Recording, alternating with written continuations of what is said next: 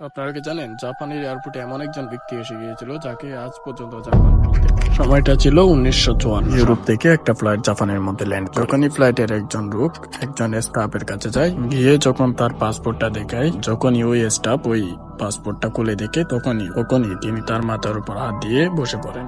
কারণ ওই পাসপোর্টের কান্ট্রির নাম ছিল টলে। কেননা ওই কান্ট্রি এখন আর দুনিয়ার মধ্যে এক্সিস্টই করে। তখনই এয়ারপোর্টের যতগুলো স্টাফ ছিল, যতগুলো ক্রু মেম্বার ছিল, সবাই চলে আসে একত্রিত হয়ে। যখনই ওই লোকটার থেকে জাপানে আসার কারণ জিজ্ঞেস করেছিল, তখন ওই লোকটা বলে আমার কোম্পানির সাথে আমার মিটিং আছে, আর এক হোটেলের মধ্যে আমি একটা আমার রুমই বুক করে রেখেছি। তখন ওই একটা স্টাফ ওই হোটেল কোম্পানির কাছে কল করে।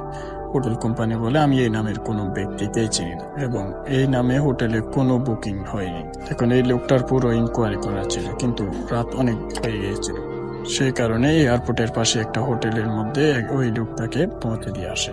বাইরে 6 জন সিকিউরিটি স্টাফ লাগিয়ে দেয়, যাতে ওই ব্যক্তি বাইরে কোনোভাবে বেরোতে না পারে। আর সকালে একটা ভয়ঙ্কর সত্য সামনে আসতে চলেছে।